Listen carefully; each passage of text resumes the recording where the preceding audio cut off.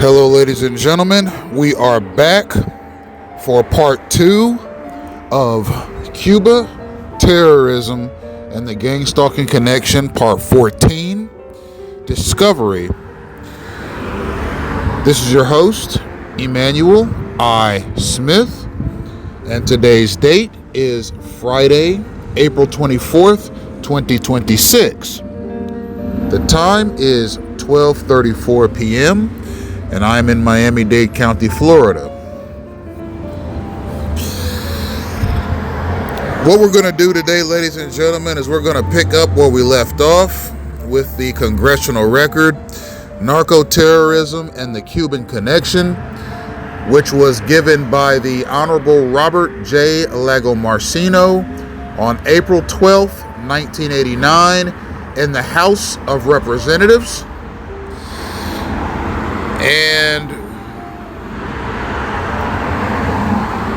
we are going to pick up where we left off. We were talking about the situation in Nicaragua and how Fidel Castro's Cuba was assisting the Sandinistas in their war against the CIA-backed Contras in Nicaragua. If you'll remember, ladies and gentlemen, that conflict was one that saw the CIA back the Nicaraguan Contra rebels in their fight against the Sandinistas, who were backed by communist countries. Furthermore, the Sandinistas were in power in Nicaragua, and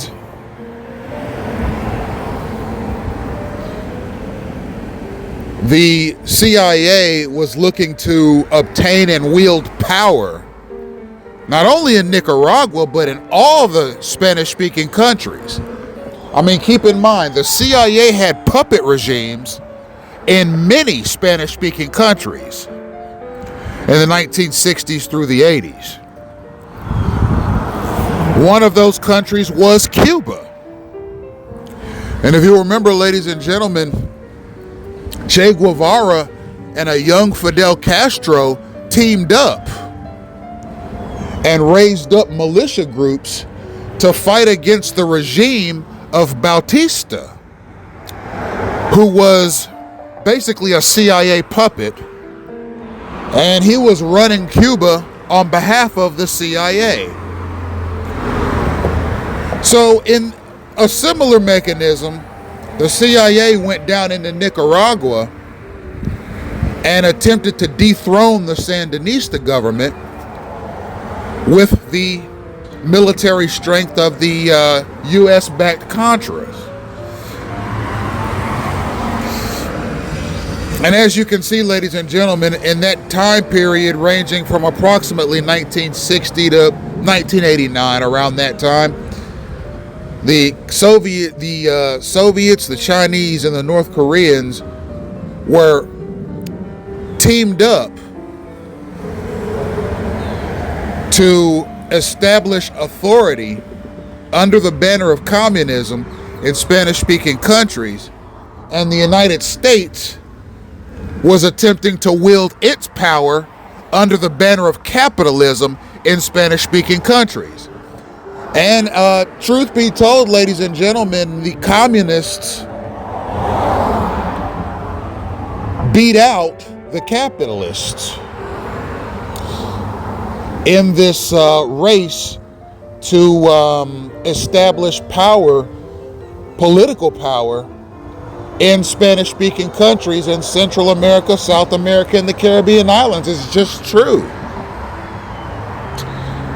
And this document here talks some about these matters. So we'll pick up in the 5th paragraph from the bottom. It says, today the Sandinistas, and mind you, this document is is part of a congressional record. It says, today the Sandinistas continue to use drug and arms traffic not only to obtain badly needed foreign currency, but to cut inroads of undermining influence into neighboring Central American countries. Their principal method is that of providing cocaine at discount value as payment for support and services rendered to the Sandinistas. So this will let you know right here, ladies and gentlemen, that it wasn't just the CIA-backed Contras that used cocaine and its sale to U.S. buyers and others as a way of financing its army. The Sandinistas also used cocaine as a way of financing its army in its war against the rebel Contras. Okay, if you'll remember, ladies and gentlemen, my dialogue on the life and work of Gary Webb, when he talked about how the Contra versus Sandinista conflict resulted in enormously high levels of dope being funneled into black communities. It was not just black communities, ladies and gentlemen. This war between the Contras and the Sandinistas resulted in tons and tons of cocaine being shipped to the United States throughout the country. But because in the African American communities, the dope lords, particularly in Los Angeles County, were finding ways to condense the powder into a rock form and selling it cheaply to people, resulting in a highly addictive drug mechanism called crack rocks. There was a noticeable explosion of black African Americans getting addicted to these substances, particularly in the 80s and early 90s. Now, how this came about was the CIA enabled the sale by the ton of powder cocaine from its growers that were affiliated with the Contras. This dope was being moved into South Florida, Louisiana, Texas, and California, and generated massive cash profits, which were shipped back to Nicaragua and were used by the CIA to fund its Contra army in its quest to dethrone the Sandinistas. A lot of that powder cocaine found its way into LA County, and dope dealers like Freeway Ricky Ross, and there were two Nicaraguan dope lords that were Ricky Ross's bosses that found a way to facilitate these cheap cocaine products into black communities. Now, the Sandinistas did the same thing, okay? The communist-backed Sandinistas also cultivated cocaine and found a way to ship it to the United States and to other wealthy buyers in the Western Hemisphere. And they too took the cash that came back to them from these Western buyers, and the communists were able to facilitate the purchase of arms, ammunition, body armor, supplies, etc., so that the Sandinistas could successfully prosecute their war against the rebel Contra army. So that bloodbath that took place in Nicaragua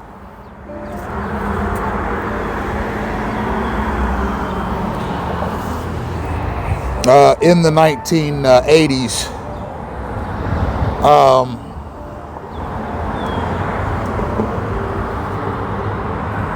led to a cocaine explosion here in the United States, because both armies, the Contras and the Sandinistas, relied on cocaine money coming from the sale of cocaine in the United States from Nicaragua to fund their armies. Okay, the cash was coming back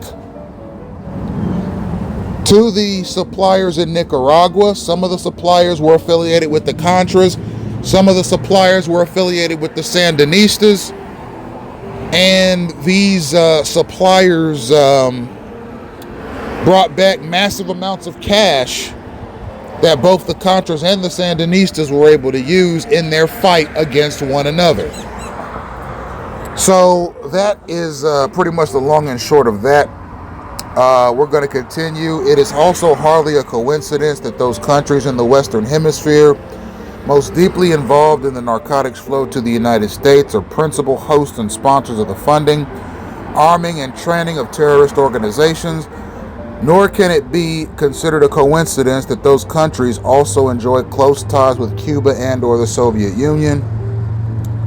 A State Department and Department of Defense report in 1985 on Soviet influence in Central America and the Caribbean warned of an emerging alliance between drug smugglers and arms dealers in support of terrorists and guerrillas. It is inconceivable that Cuba will pursue the international drug trafficking policy without tacit approval of the Kremlin. So what this paragraph illustrates, ladies and gentlemen, and just give me 1 second, I got to take my jacket off.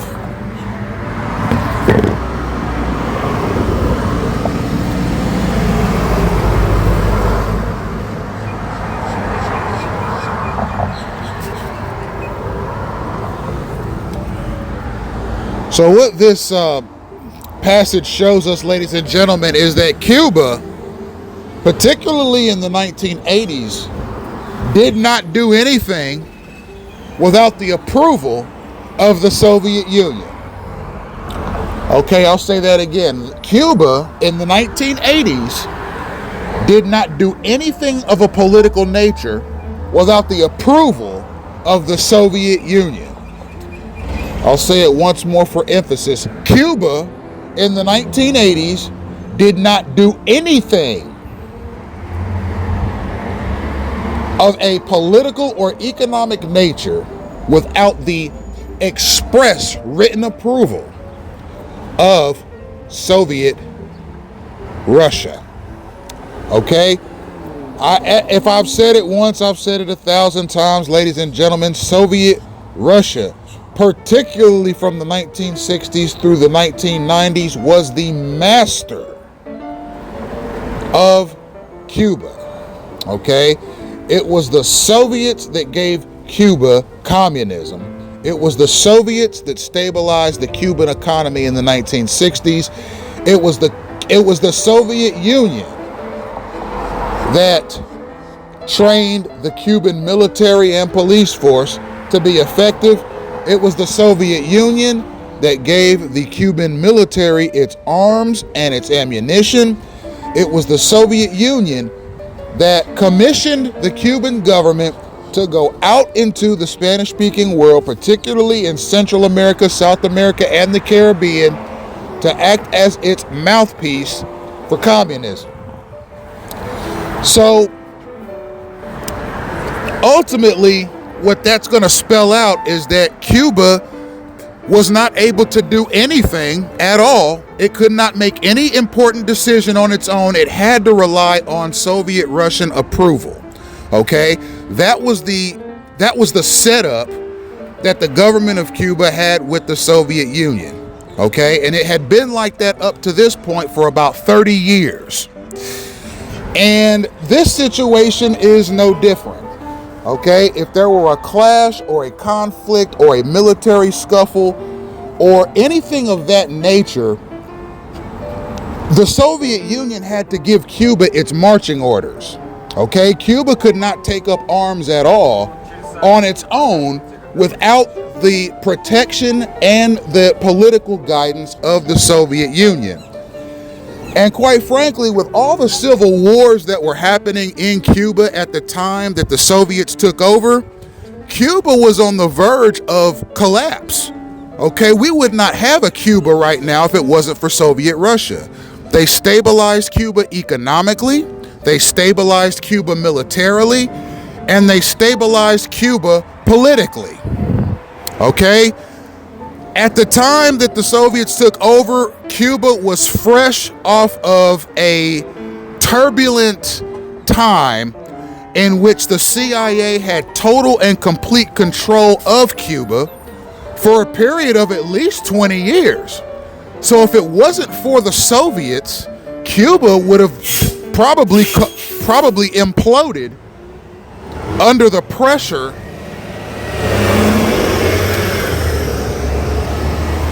of the mounting tensions between rival political factions in Cuba.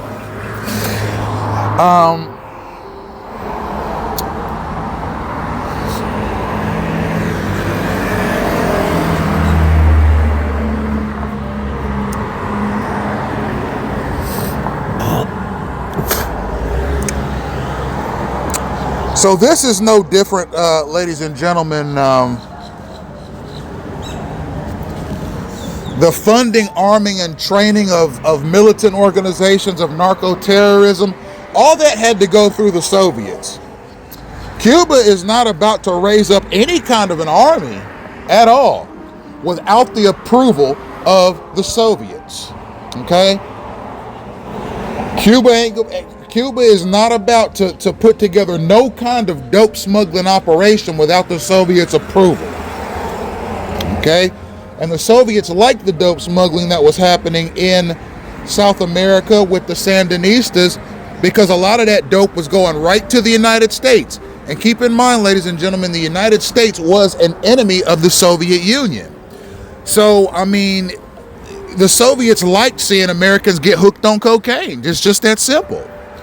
The communist countries enjoyed seeing Americans get hooked on as much dope as they could possibly smuggle out there. And they enjoyed the profits, which reached the billions, that were coming back to communist lands from the United States. I mean, America sniffed up cocaine like hotcakes in the 1980s. I mean, you had people coming home from work after a hard day's work, and they were going to their living room and turn on the television, maybe eat a TV dinner and drink a beer. Maybe reach underneath the couch and grab the old cocaine bowl, do a couple of lines, have a shower, and go to sleep. You know, you had suburban kids in nice areas sniffing cocaine before the prom and homecoming dances as a pick-me-up so they could enjoy the day with their friends. You had people of all walks of life, college professors, teachers, doing lines of cocaine before their lectures so that their debates with the students would be more lively. You had people of all walks of life and all kinds of jobs. I mean, you had firefighters, judges, lawyers, police officers, EMS workers, nurses, doctors, landscapers, bus drivers, television personalities, retail employees,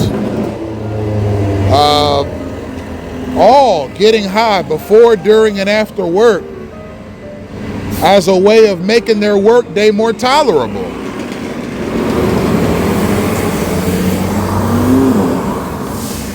And, you know, let's not forget the old party goers, the people that like to snort before going to the nightclubs.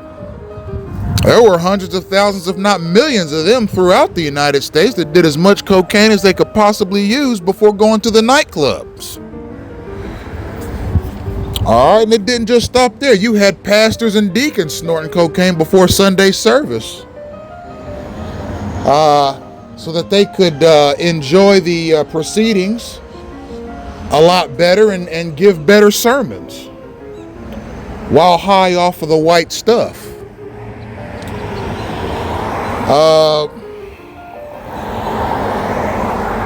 You had church choir directors getting high off of cocaine throughout the U.S. so as to enhance their creativity and their ability to connect with the music.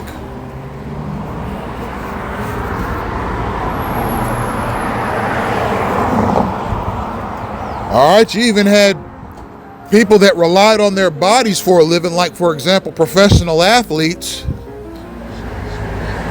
doing lines of cocaine after the game to help them relax and to get them ready for the next morning's practice.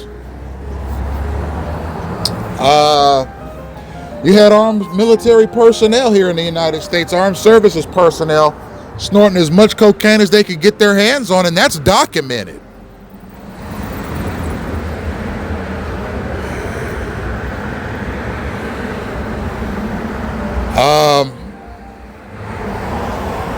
As a recreational way to pass the time in between missions. Okay, that's documented. Especially in Vietnam, Korea, and the Persian Gulf. U.S. Armed Forces personnel were ingesting all the cocaine and shooting all the heroin they could possibly do as a way of coping with the stress of the conflicts. And a lot of that was coming from Nicaragua, Colombia, and Bolivia, and was under the control of Cuba, the Soviet Union, and the Chinese. And they were making sure that as much of that dope as possible got into the hands of U.S. Armed Service personnel in various countries during various conflicts, because they wanted to see the U.S. Armed Services get addicted to as much dope as possible as an adversary. They wanted their adversary, the United States, to get hooked on as much dope as possible. And U.S. service personnel did not realize, hey, all this dope is coming from Cuba, China, Russia, Vietnam, North Korea, and they're making sure that all of this dope that is coming from Nicaragua, Bolivia, and Colombia is making its way right into our hands. They didn't think it through that deeply. Their mentality was, hey, we're over here in South Korea, we're over here in Vietnam, we're over here in Iraq, we're U.S. Armed Services personnel, we're doing a mission for the U.S. federal government. We need a way to relax. There are quite a few dope dealers in town. Maybe we could take our next check and pool our money together and buy as much heroin and cocaine as possible. Go into the nearest town, go to some nightclubs and buy some prostitutes.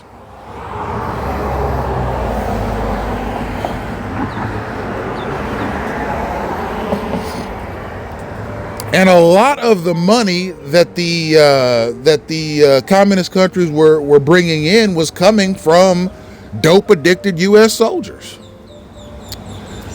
And that's a matter of public record, ladies and gentlemen. You can do the fact-checking on that yourself. I've talked about it in previous lectures. U.S. Armed Services personnel made billions of dollars. They generated billions of dollars in dope trafficking purchases for communist countries. And the communists were loving it. They were like, hey, our plan is working. We are getting U.S. Armed Services personnel high on our dope, and we're getting paid to do it. And they were sitting back laughing like, this is so funny. We're getting U.S. soldiers hooked on every drug there is. And the communist countries, they enjoyed the spectacle.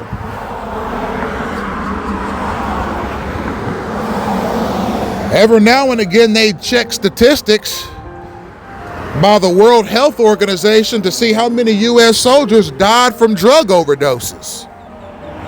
And they would celebrate when they saw the statistics skyrocket. And they were sitting back saying, that's funny. That's the dope we're pumping over to them. We're getting those soldiers hooked on our dope. That's communist dope they're getting hooked on, and we love it. Okay? And that's a matter of historical record, ladies and gentlemen.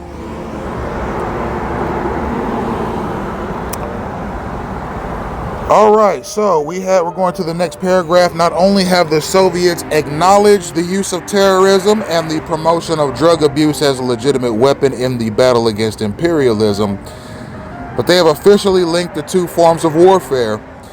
The 1979 edition of the Soviet Military Encyclopedia provided a list of measures to be used in peacetime in order to promote Soviet foreign policy objectives. These measures are contained in the definition of razvedkas. The literal English translation of that term is reconnaissance, but it embraces more broadly all functions of intelligence and the clandestine operations associated with it. The encyclopedia gave the definition as follows: reconnaissance is carried out with the aim of supervision of the political, economic, military, and moral potential of actual or possible enemies. Basic tasks within special reconnaissance includes the organization of sabotage and diversionary tactics and terrorist acts, and the conduct of hostile propaganda for these purposes.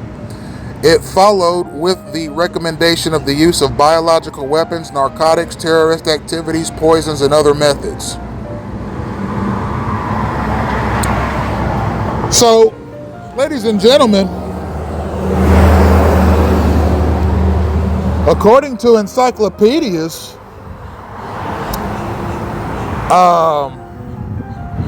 reconnaissance is gang stalking in a nutshell.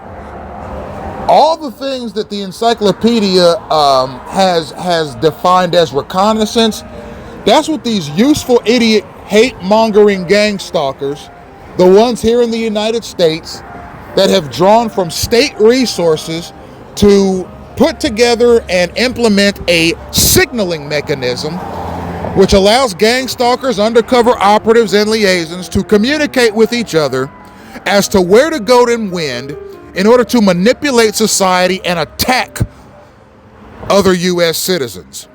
Okay? We're talking here sabotage, diversionary terrorist acts, the conduct of hostile propaganda for these purposes, biological weapons, narcotics, terrorist activities, and poisons are all a part of this state-sanctioned thuggish criminality module called clandestine gang stalking. Okay? So, essentially, reconnaissance is what the Soviets decided to use against the United States. Now, they used it in a different manner than the U.S. federal establishment has authorized its federal, state, and local law enforcement and military agencies to use on U.S. citizens. The Soviets used it in a militaristic capacity against the U.S. Gang stalkers use these matters in a domestic terroristic capacity against citizens that reside here already. So, we're going to move on to the next paragraph. In significant respects, the strategic linkage between Moscow and Havana have been strengthened by Gorbachev's new thinking in foreign policy, which codified the 27th Soviet Communist Party Congress in 1986, February, essentially in keeping with the priority domestic objective of restructuring and bolstering the Soviet economy. The new thinking calls for sustaining the march of socialism at lower cost of avoiding the creation of client regimes, particularly the Third World, that would impose chafing burdens on Soviet treasure and resources. Cuba, which has been such a burden over the years and which is forever sensitive to a furthering dwindling of the Soviet assistance to Havana, can well sympathize with this imperative. The joint agenda of Soviet-Cuban strategy in the hemisphere thus reads: preservation and expansion of Marxist-Leninist regimes with minimum economic support, and the further estrangement of the U.S. from Latin America, in large part by moving the Organization of American States towards the ranks of a global non-aligned movement. So basically, this paragraph is saying that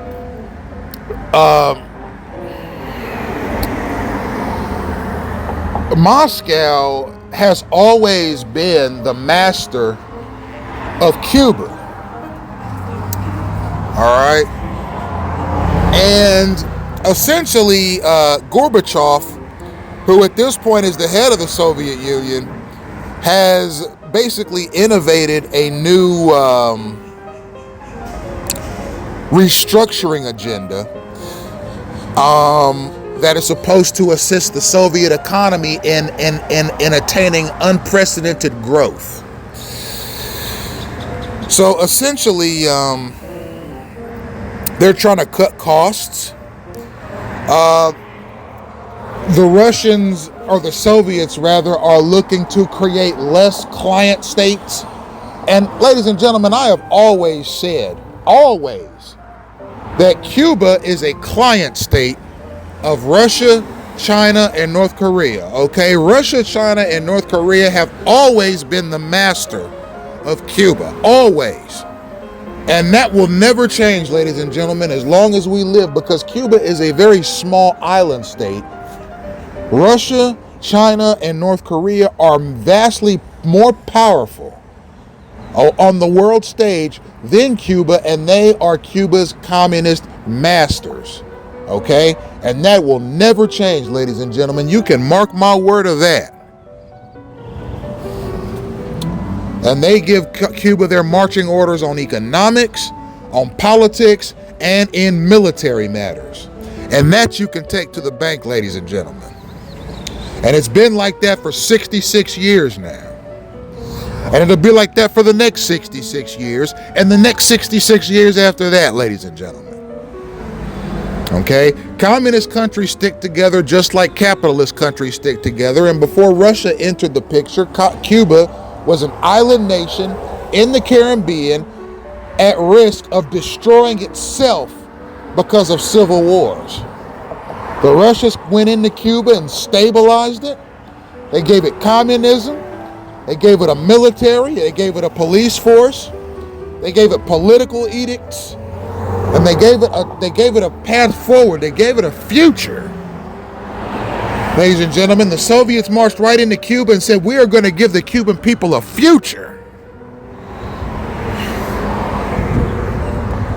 And we, the Soviets, are going to get together with our friends over in China and our friends over in North Korea and our friends over in Vietnam, and we're all going to sit down at a table and we are going to develop a plan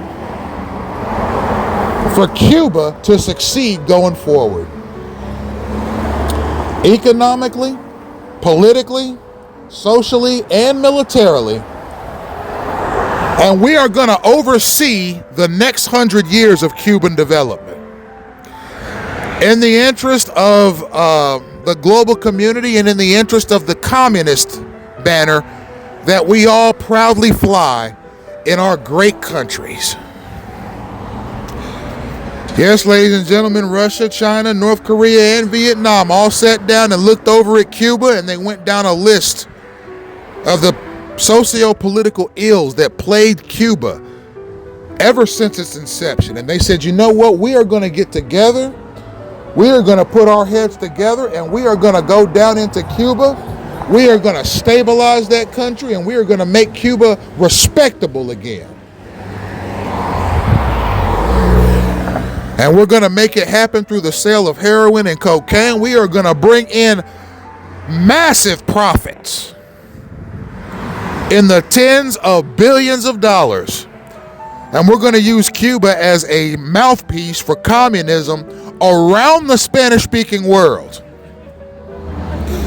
And once this is accomplished, we are going to take those billions of dollars of cash money that are generated from the smuggling of dope from Cuba to the United States. We are going to take that money. We are going to put it in the Cuban economy. We're going to put it in the economy of Nicaragua. We're going to put it in the economy of Colombia. We're going to put it in the economy of Bolivia.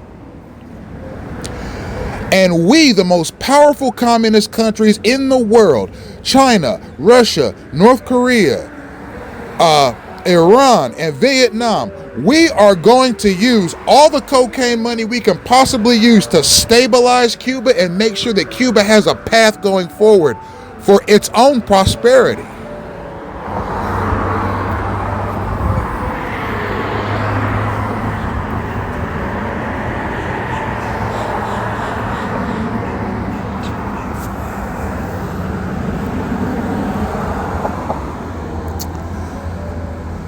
All right, so we're going to move on to the next paragraph.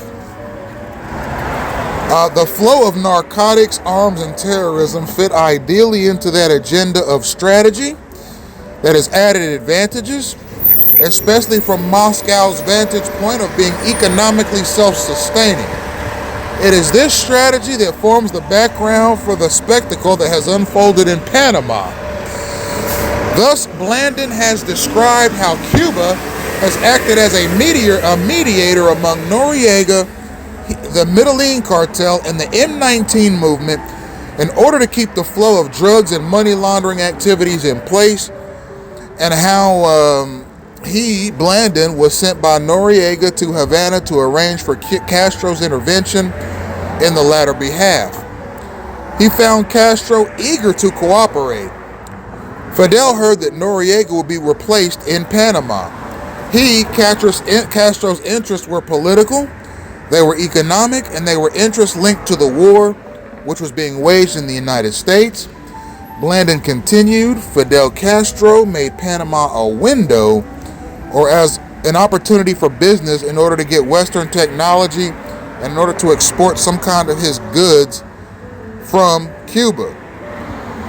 The evidence is thus compelling that narcotics, more than simply a plague spawned by festering forces in modern post-industrial society, have been shaped into a powerful strategic weapon system.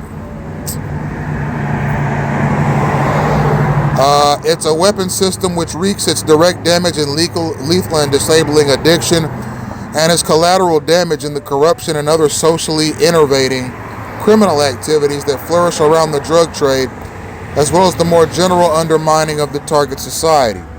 So that concludes the document, ladies and gentlemen. What this last paragraph and a half is saying here is that the flow of narcotics, arms, and terrorism into the United States via Cuba as the sort of the transit point, it was the weaponization of dope. Okay, we've all heard about the weaponization of government, right? Well, this was the weaponization of dope.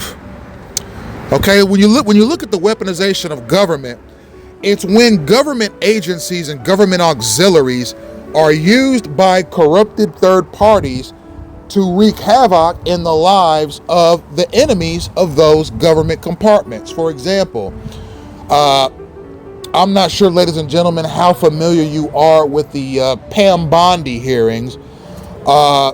Apparently, Mrs. Bondi was the former Attorney General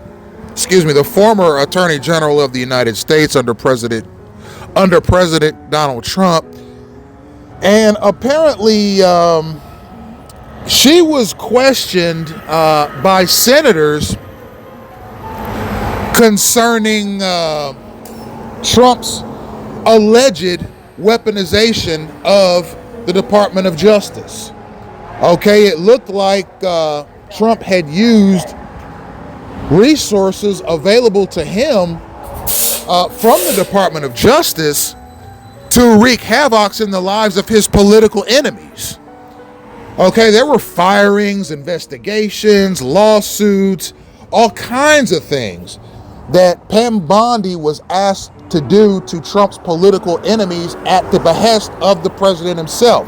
Okay, this was what was being alleged by the Democrats in those Senate hearings, particularly concerning the weaponization of Jeffrey Epstein, who was apparently a billionaire financier turned child trafficker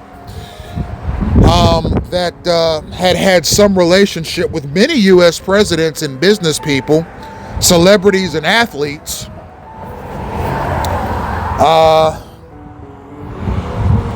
and other political figures around the world as a worldwide child pimp. And there were some questions that came her way about that matter too, concerning Trump's interest in Mr. Epstein. But there were also questions that Mrs. Bondi said were illegitimate questions concerning that, because the Democrats themselves had a number of politicians that had dealings with Mr. Epstein, and that she was not being asked any questions about them. She was only being asked questions about what President Trump and other affiliates of Trump had going on with some of Mr. Epstein's underage child sex trafficking parties. So there was a lot going on there. The Attorney General's job, particularly in today's world, given everything that's happening in the upper echelons of the federal government under President Trump, who in my estimation is a fortuitous man, an imperfect man, but we've never had a perfect president. Okay, all presidents are guilty of screw-ups from time to time. And quite frankly, you know, when you're talking about some of the most powerful and wealthy men of all time, who have access to underage prostitutes that are being facilitated and furnished to them by a billionaire financier with an immaculate business record, some of these guys realistically are going to take off their neckties, throw a few $100,000 at Mr. Epstein and say, well, I'm going to be at the Ritz-Carlton next weekend. Why don't you send me a couple of your little sweethearts to entertain me and a few of my guests?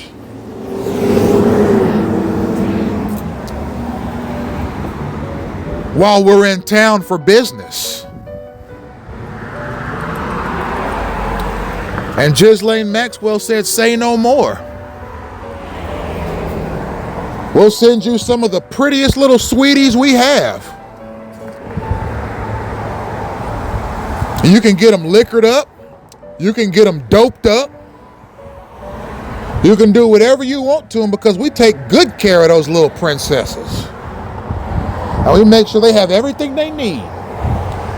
And Mr. Epstein sends you his warmest and kindest regards as you endeavor on your quest for carnal pleasure with these 15, 7-year-old little angels. It caused a lot of controversy, ladies and gentlemen. And when it comes right down to it,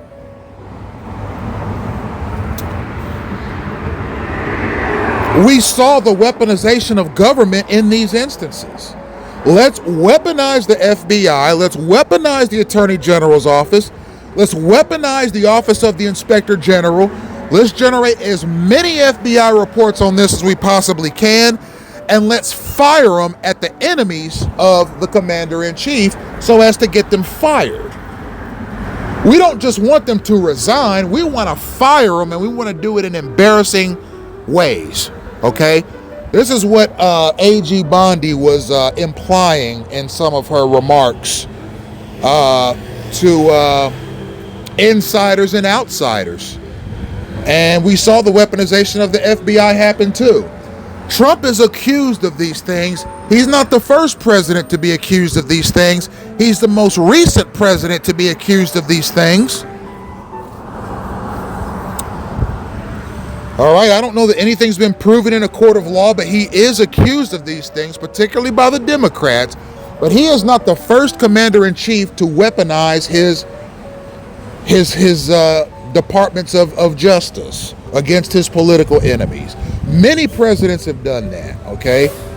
A lot of governors do it too. They use their law enforcement agencies to prosecute their enemies. Okay, I'm experiencing that right now, ladies and gentlemen. The weaponization of government auxiliaries. Okay, it happens at the local level too. I got the Miami-Dade Public Library System trying to weaponize the Miami-Dade Sheriff's Office against me, your host, because Miami-Dade Public Library System don't like my political beliefs. And there are some other things about me that library system don't like, but we're going to keep discrimination out of this conversation. Why? Because I have an active Department of Justice civil rights investigation going against both the Miami-Dade Sheriff's Office and the Miami-Dade Public Library System, who have obviously colluded to get me harmed or incarcerated for frivolously and scurrilous accusations against my character that have unfortunately been sustained by local law enforcers that have a vendetta against me and probably were bribed or paid off or are doing some kind of a favor for executives in the Miami-Dade Public Library System who have grown weary and fearful of all of the complaints that I've filed against that library system at the federal, state, and local level for discrimination, for spying, for harassment, for all kinds of things, data breaches, privacy breaches. I filed all kinds of complaints against that library system, and finally they just said, okay, let's go pay some police officers to make up a reason to incarcerate or shoot that man. I sniffed out the Miami-Dade Public Library System's ploy, and I reported it to the Department of Justice. And I will keep you informed as to how that plays out, ladies and gentlemen. You can weaponize the government. You can weaponize the government, okay? You can use the government and its resources as weapons against your enemies. You can also use narcotics as a weapon against your enemies, ladies and gentlemen. The Soviets, for example, the Chinese, the North Koreans, they said, we're sick of America.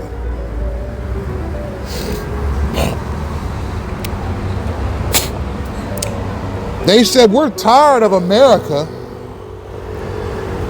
meddling in our affairs. We're tired of America vilifying us. And we're tired of America constantly threatening to bomb our country. So what we're going to do is we're going to accumulate power and dope from Spanish-speaking countries, and we are going to pound America with as much dope as we possibly can. We're going to move it into the United States by the ton. And we're going to pay for its cultivation in Nicaragua. We're going to pay for its cultivation in Colombia. We're going to pay for its cultivation in Bolivia. We're going to pay for its cultivation in Peru. We're going to pack it by the ton. We're going to ship it using taxpayer resources of those countries to Cuba. Cuba's going to put it on ships. And with our power, they're going to send it to the United States. And we're going to get so many Americans hooked on dope, you won't even be able to think straight.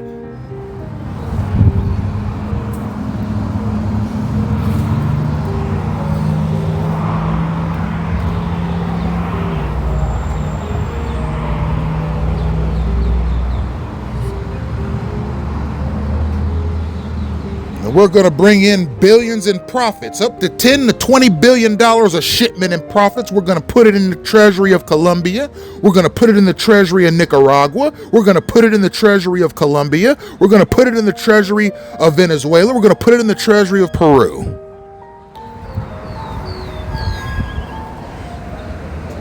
Our friends in the South American and Central American and Caribbean countries are going to line their pockets with some of it. We're going to line our pockets with some of it.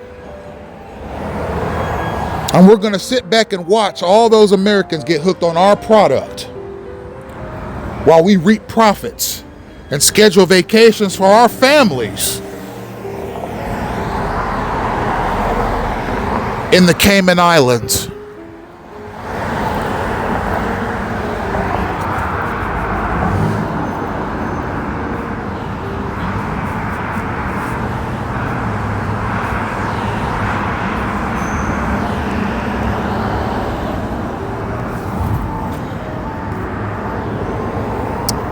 All right, ladies and gentlemen, it was a cocaine paradise. All right. It was a cocaine paradox. It was a cocaine fantasy. And it was all made possible by the communists. It was a cocaine production. It was a cocaine mystery. It was a cocaine utopia. It was a cocaine subterfuge.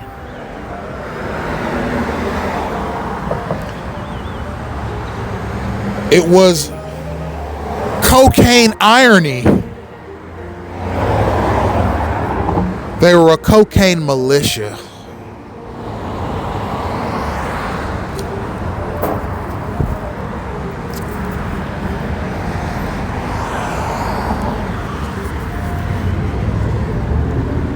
It was a cocaine Disneyland right here in the U.S.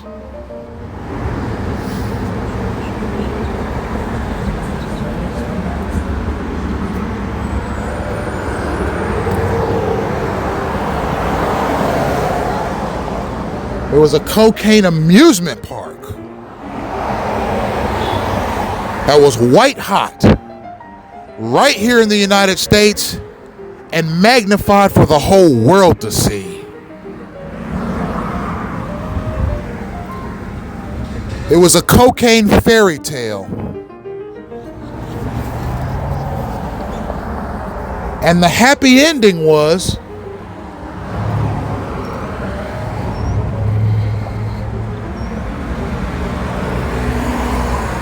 that Cuba and its government and its politicians were getting the opportunity to line their pockets with some of that cold hard cash that was coming back from the States. So were the politicians of Nicaragua, Colombia, Bolivia, Peru,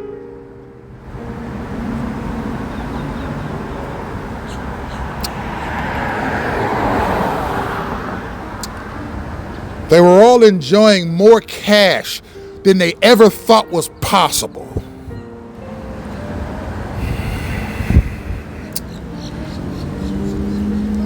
And the highest ranking officials of the United States didn't say we have a cocaine crisis on our hands.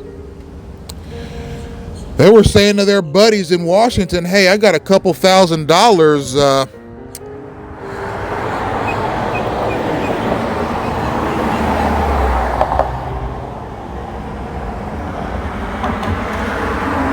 Does anybody know a good cocaine dealer? You can bring me a few Ziploc bags so me and my wife can have a romantic evening tonight.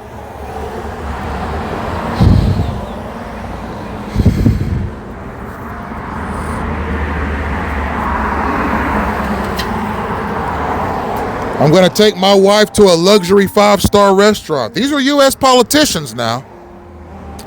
I'm going to take my wife to a luxury 5-star restaurant tonight.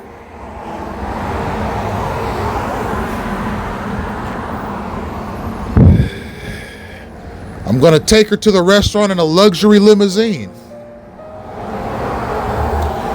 We're going to have jazz music playing in the limousine. We're going to have chilled champagne imported from India. I'm going to have on a beautiful tuxedo. My wife is going to be wearing a sparkling black dress and high heels. I'm going to be wearing my Rolex watch. My wife is going to be wearing diamond earrings and a diamond necklace. We're going to enjoy each other's company, and we're going to have a wonderful night out on the town. We're going to have a bowl of fresh fruit in the limousine, strawberries and kiwis, with just a bit of whipped cream on top. We're going to enjoy each other's company, and we're going to have a wonderful night to remember, just like we used to in our high school days when me and my wife were high school sweethearts. The chauffeur is going to drive me and my wife to a luxury restaurant. It's going to be a 5-star restaurant. And they're going to serve 5-star Italian cuisine.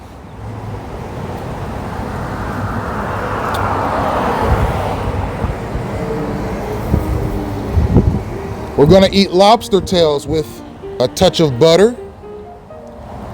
We're going to have tossed chef salad with Parmesan cheese and croutons on top. We're going to have homemade Thousand Island dressing on these salads, and we're going to have freshly baked garlic rolls on the side. Once inside the hotel, or once inside the restaurant, me and my wife are going to enjoy with our meal. We're going to enjoy the finest red wine you could possibly imagine, imported from Spain. We're going to have a candlelit dinner in this luxury restaurant. Just me and my wife. As jazz music is playing in the background from a live piano player who has flown here from Morocco just to entertain his guests at this luxury restaurant. After the dinner, me and my wife are going to enjoy 5-star souffle imported from Belgium. And we're going to enjoy our company, each other's company. And then when it's all over, we're going to go outside, and our chauffeur is going to be waiting for us outside the limousine. He's going to have the door open for me and my wife, and I'm going to escort her inside because, you know, ladies always go first. And once inside the limousine, I will get in myself, and the chauffeur will shut the door. I will then tell my wife about some of my political engagements that I got coming up for the week and the importance that they are to this great nation that we live in.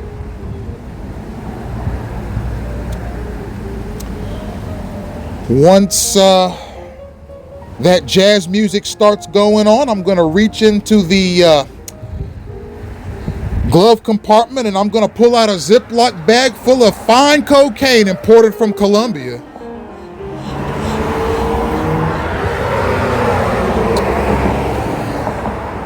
And me and my wife are going to sniff every bit of that cocaine and then go back to my luxury high-rise and make sweet love all night long. That is what you call the new cocaine America, ladies and gentlemen, for U.S. politicians.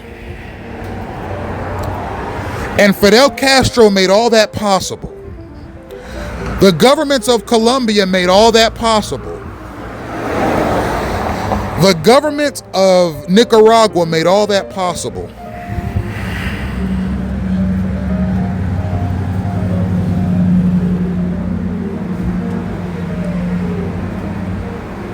The government of Bolivia made all that possible.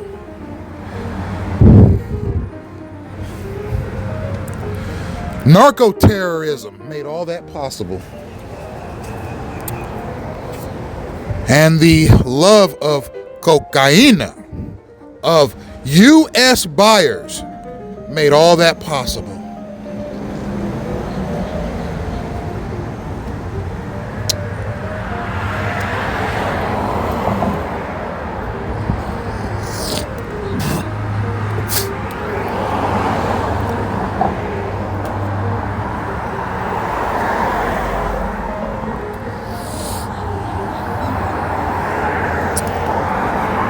So having said that, ladies and gentlemen, we are going to move on to the next talking point. This next document that I have is a PDF file. It's from the CIA's Directorate of Intelligence. Now, this is a rather lengthy document. This document is 35 pages long.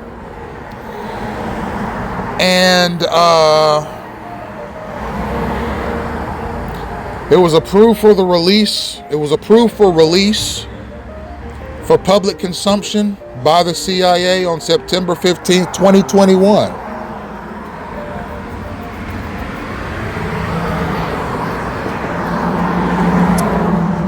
Its title is Cuba, Castro's Propaganda, Apparatus, and Foreign Policy.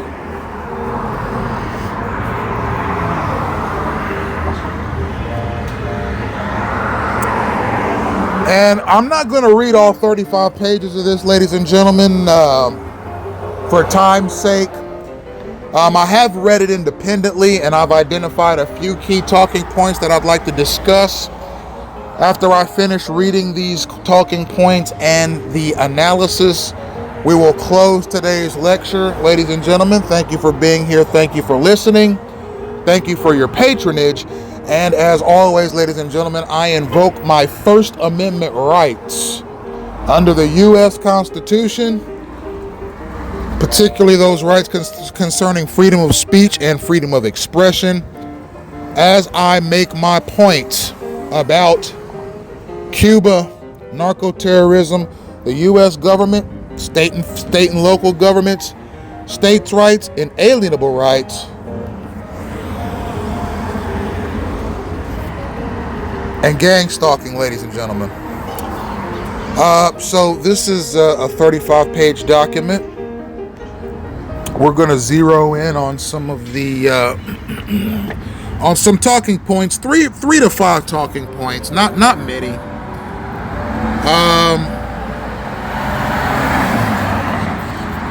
We've been here for an hour thus far, ladies and gentlemen, and I've covered a lot, if not most, of what I wanted to cover today. So we're going to focus on 3 to 5 talking points and close the lecture. So let me scroll down. Like I said, ladies and gentlemen, this is a 35-page document.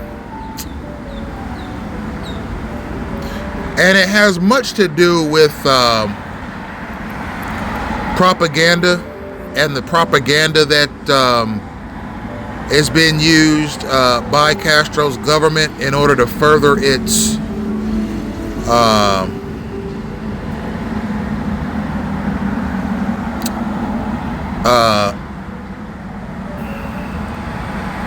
aims of supremacy in the Caribbean, but also as a mouthpiece for communism throughout the world. And not just a mouthpiece for communism, but as one of the world's foremost dope suppliers. All right, the Cuban economy has always relied on the smuggling of dope to assist it in its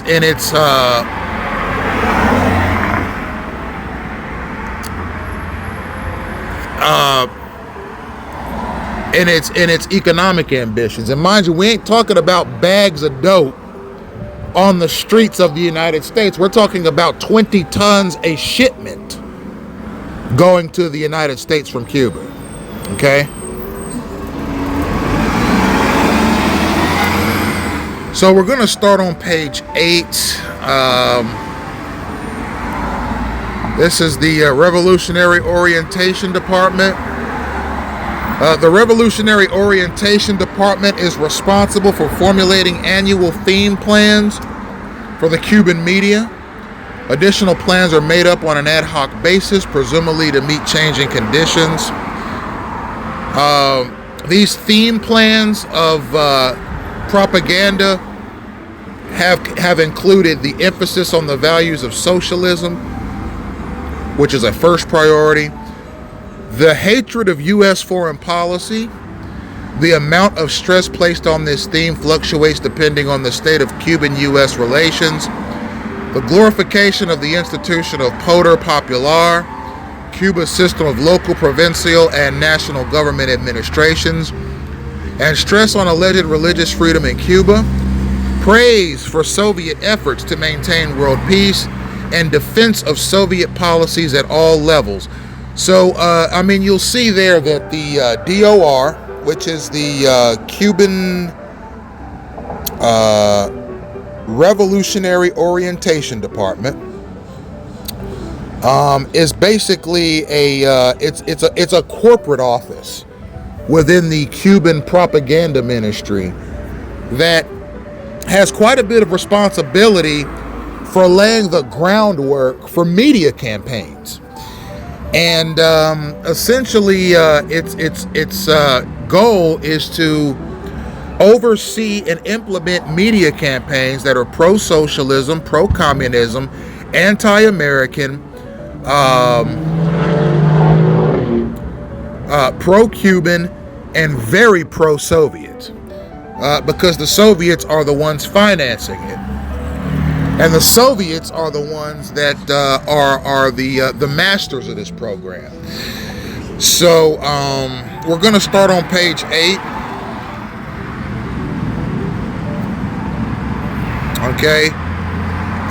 In April 1959, Mexican industrialist Guillermo Castro Ulloa arrived in Havana to conclude the preparations for the agency, later becoming its first president.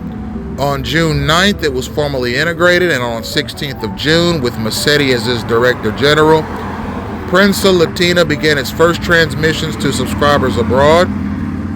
Prensa Latina is the primary radio broadcasting system of Cuba. By the end of the year, Prensa Latina had, in addition to its service in Spanish for Latino America, a transmission in English for Egypt's Middle Eastern News Agency and Yugoslavia's Tan-Young News Agency. Its Spanish transmission were also directed to Czechoslovakia for CTK and to Poland for PAP. A year after its creation, Prensa Latina had branch offices in Washington, New York, London, Paris, Geneva, and Prague, as well as in all countries of Latin America except Haiti, the Dominican Republic, and Nicaragua.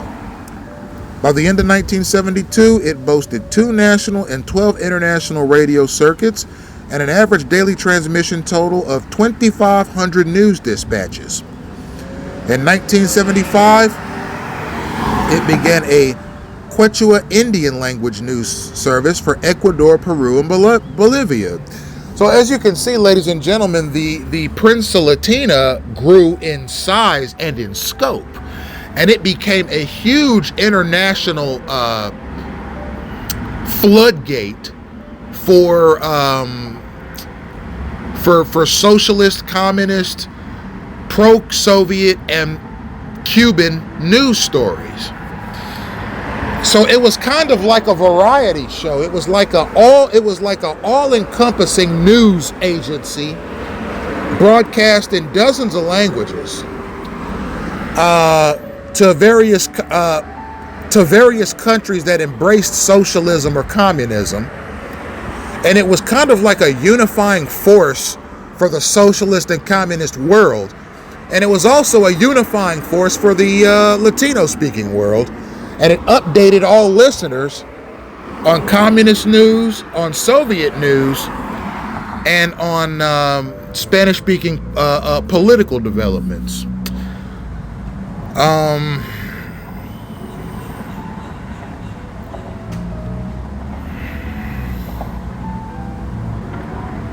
In various countries that were both a part of the Soviet Union and not a part of the Soviet Union, the only prerequisite was that you embrace socialism or communism. That was the only prerequisite. Today, Prensa Latina transmits in 4 languages: Spanish, Portuguese, English, and French, on shortwave to all parts of the world. Its news in Spanish is on the air 18 hours a day and provides additional transmissions in undetermined languages on satellite facilities. It has 36 branch offices in major cities of the world, from Tokyo and Luanda to Moscow and Buenos Aires. It boasts a special services department that offers a variety of journalistic support materials, including photographic packages of events and personalities, compilations of basic data for background presentations, recorded interviews with leading political, cultural, and sports figures, political and economic commentaries on a single country or an entire region by experienced observers, and feature articles on virtually any subject that a newspaper or magazine will be interested in publishing. These made-to-order services can be provided in Spanish, French, or English. So what we're talking about here is we're talking about the Prensa Latina news agency in today's world, which is by the drafting of this document was 1989. And it basically just talks about how established this news agency has become since it was first started in 1959. And it is, for all intents and purposes, a major source of news internationally. And it is it has 36 branch offices around the world. And I'll continue. Prensa Latina, and mind you, the news stories are of importance to the Spanish-speaking world and to socialists and communists. So I'll continue. The Prensa Latina also publishes its own magazines and news periodicals. Its monthly 64-page Prisma Latinoamericano, with a format designed to compete with Time, had a Spanish edition sold in Spain and 9 countries of Latin America, and a Portuguese edition for Portugal, Brazil, and 5 African countries. Prensa's news items and illustrations invariably have an anti-U.S. slant intended to condition its readers to view the United States as the source of all of the world's ills. Its half and full page advertisement for the productions of major Spanish or Portuguese manufacturers lend it respectability. Begun in May 1975, Prisma is staffed by some of Prensa Latina's most professional and effective writers. An English language version of Prisma first appeared in 1982 September, printed in Prague through an agreement with CTK. It is avowedly aiming for distribution in the United States, Canada, Great Britain, Japan, Barbados, Belize, Grenada, Guyana, Jamaica, Trinidad and Tobago, Ethiopia, Iran, Iraq, Lebanon, Syria, South Yemen, Tanzania, Nigeria, Libya, Zambia, and Zimbabwe. A companion to Prisma is Cuban Internacional, a large format 72-page monthly in Spanish that relies on illustrations and feature articles, many of which are devoted to presenting an optimistic picture of life in Cuba or lauding the exploits of Cuban aid missions abroad and Cuban sports teams in international competition. Like Prisma, it is consistently anti-United States. And the April 1983 issue, for example, carried out a 6-page article entitled Strategy of Terror, which purports to be the confession of an Argentine intelligence officer who allegedly took part in a U.S.-sponsored plot to subvert Nicaragua. Cuba International is distributed in Spain, Portugal, Angola, and 9 countries of Latin America. It also has a Russian language edition for the USSR. In addition, Prensa Latina publishes PEL, or Panorama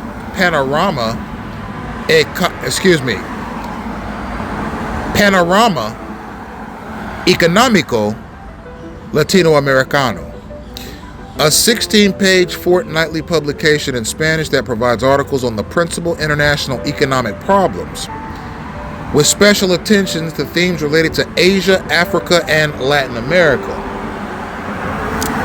The Prensa Latina office in Prague, Czechoslovakia publishes Latin American Roundup, Synthesis Latinoamericana, a twice-weekly wrap-up of events in Latin America as both an English and speaking edition.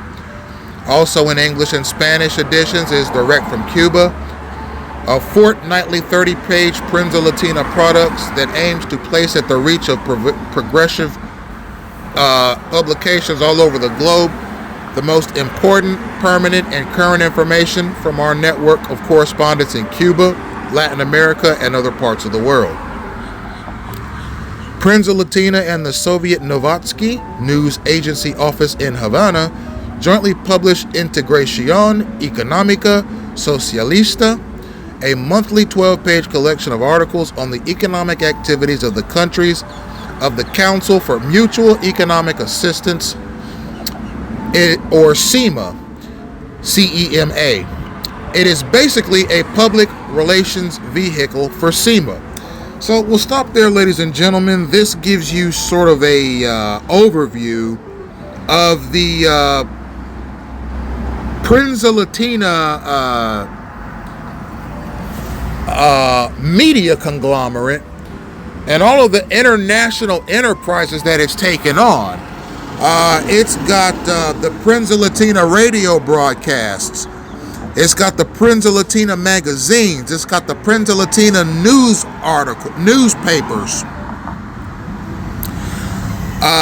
It's got the Prensa Latina's Prisma news auxiliary. It's got the Prensa Latina Cuban Internacional. It's got the Prensa Latina Panorama Económico Latinoamericano. It's got the Prensa Latina Latin American Roundup. It's got the Prensa Latina Prisma Latinoamericana. Okay, it's got the Prensa Latina Integración Económica Socialista. It's got so many components and auxiliaries. Okay, the Prensa Latina company is the overarching, the holdings company, and these various other Prensa Latina news agencies and periodicals are the holdings of the Prensa Latina corporate conglomeration. And one thing that you'll notice that all of these things have in common is that they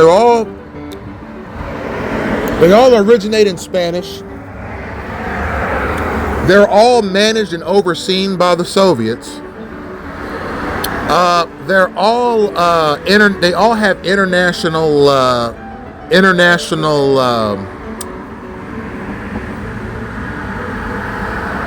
audiences.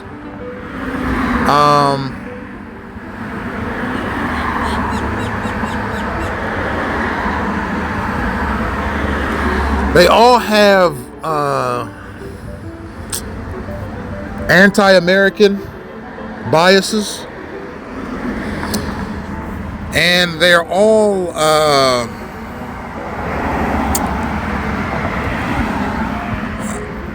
they're all aimed at socialist or communist nations around the world. And this Prensa Latina Internacional is an anti-United States propaganda machine. It's a pro-communist propaganda machine. It is a pro-socialism propaganda machine.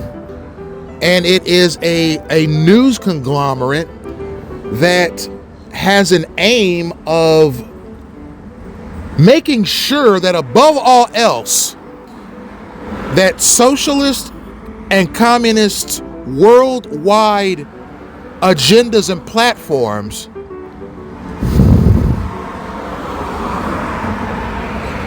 are respected, and that socialism and communism worldwide, and that socialist and communist political objectives are advanced and not hindered. Okay, it's kind of like a news conglomerate that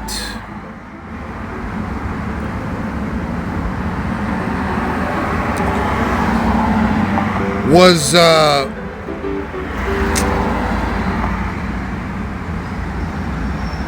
started in Cuba, is essentially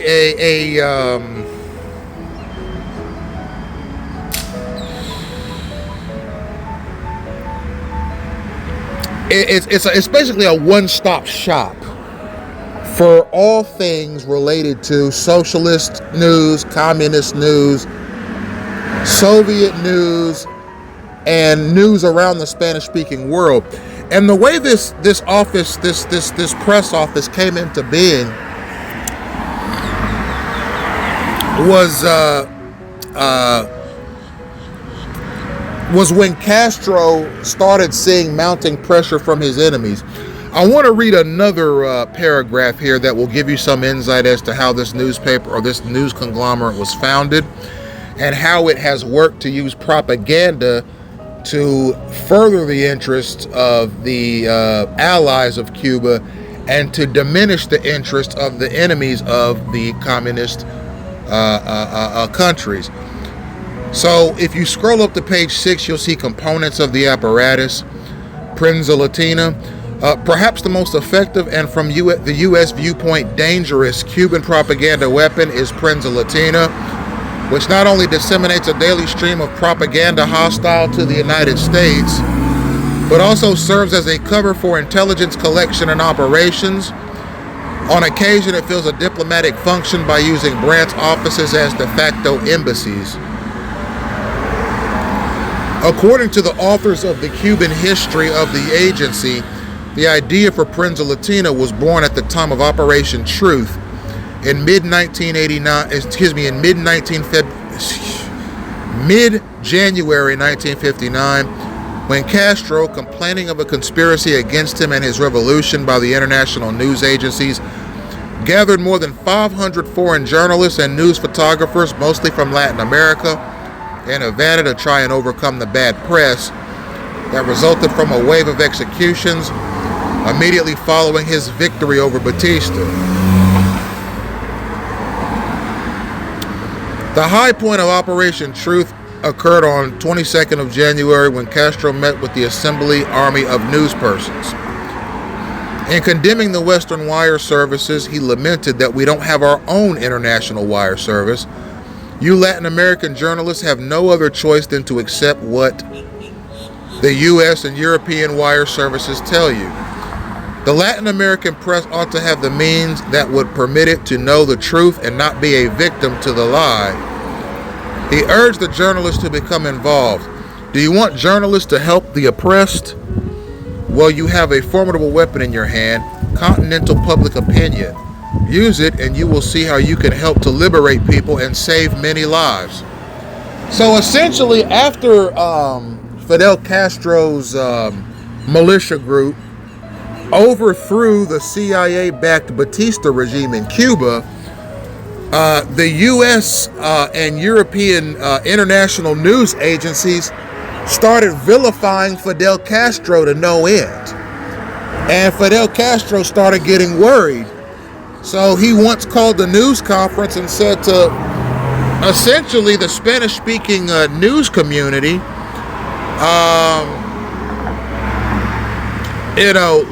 we need to start our own international news service so that we can provide the world our own filter for what the truth is and what a lie is. Furthermore, he's saying we don't need to be victim or prey to Western news services any further. What we need to do is we need to get together and create a Latino-run international news wire that we could broadcast around the world so that we can present our own interpretation of news stories and events to the world and not have to rely on the U.S. or the European news interpretation of events around the world. Furthermore, if lies are told about us by the U.S. and European countries, we will be able to get with our friends in Russia, China, and North Korea, and with their backing, we can create our own international news service so that we can combat the lies that are told about our country by the U.S. and Europe. So,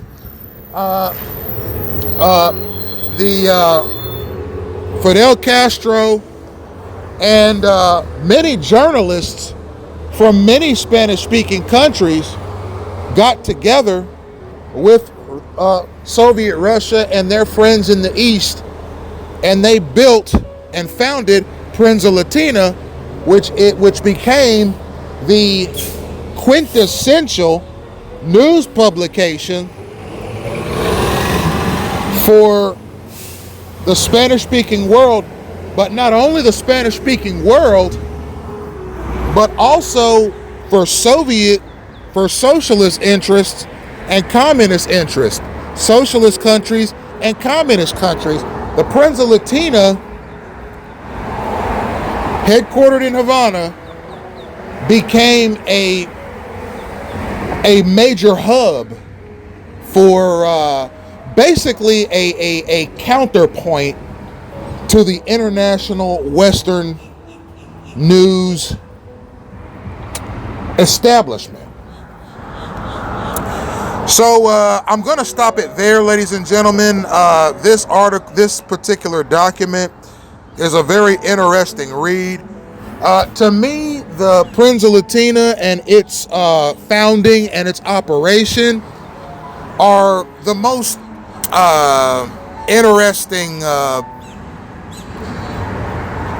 interesting part of that piece. The rest of this document has various other mechanisms that Castro's Cuba utilized in order to solidify socialist interests and communist interests. It does not mention the international drug trade, which Cuba at this time was already exploiting in order to bring in international cash to finance its economy. But it does give you quite a bit of insight as to how this international news conglomerate operated, why it operated, who was backing it, how they were being backed, and the effect that this international news conglomerate had really on the entire world. I mean, it was sort of a flagship enterprise for the enterprises that the Soviets and the other communists wanted to project, and the news stories that mattered to them and the current events that mattered to them from their perspective, and having done so in such a way so as to prevent the Western news media from being the be-all to end-all with respect to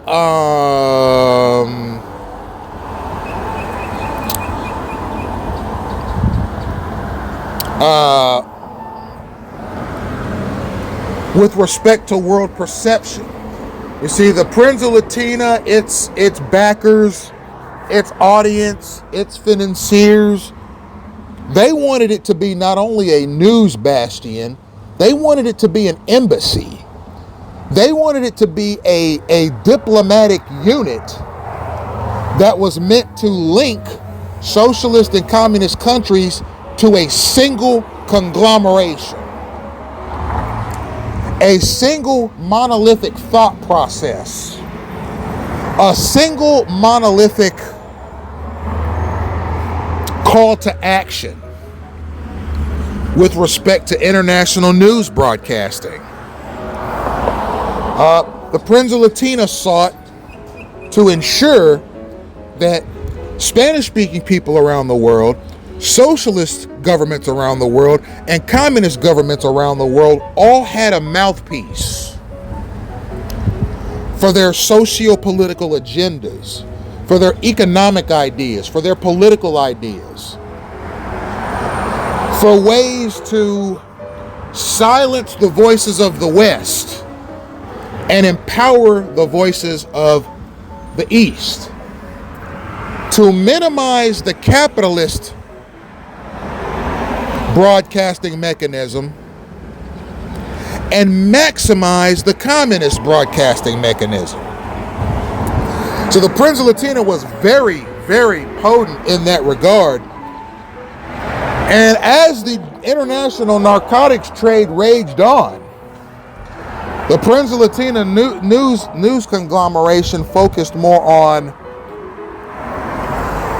mainstream news stories that were identifiable to the Cuban population, the population of the Spanish-speaking world, to socialist countries around the world, and communist countries around the world, and sought to empower those voices and belittle the voices of the West, who did not have the best interest of Castro's Cuba in mind, having been freshly kicked out of Cuba by Castro's regime, and empower those voices that came from the Soviet bloc and the communist countries, so as to create an international broadcasting conglomeration that would suit the socio-political and socio-economic agendas of communist countries as opposed to capitalist countries, particularly in the way of social issues, issues related to political events. Politicians from all around the socialist and communistic worlds would be invited onto Peninsula Latina in various newscasts, and their ideas were broadcast to a wider audience. It was a way of essentially and effectively bringing an enterprise of socialista and communistic viewpoints to the wider world, so that the viewpoints that were put out there by capitalist countries such as the United States would not be the only viewpoints in circulation. And it was a huge success. I mean, it was an investment by the Soviets that the Soviets made in the Cubans, and the Cubans, the Cubanos, and the Soviets took it worldwide. The only prerequisite was you were a socialist country, you were a communist country, you were an anti-American country. Those are the only prerequisites to be an affiliate partner of Peninsula Latina. And it served its purpose well. And as of the writing of this document, which was 30 years from the founding of the Peninsula Latina,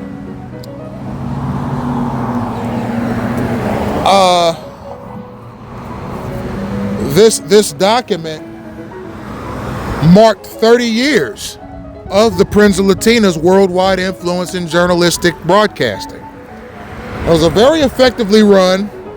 It was very state governed. It was very much a subsidiary of the communist states, the socialist states, and the Cuban state, all working together to ensure that the Peninsula Latina's international influence will not only be wide and vast, but substantive and of a high quality. So that will conclude the lecture, ladies and gentlemen. Thank you for tuning in.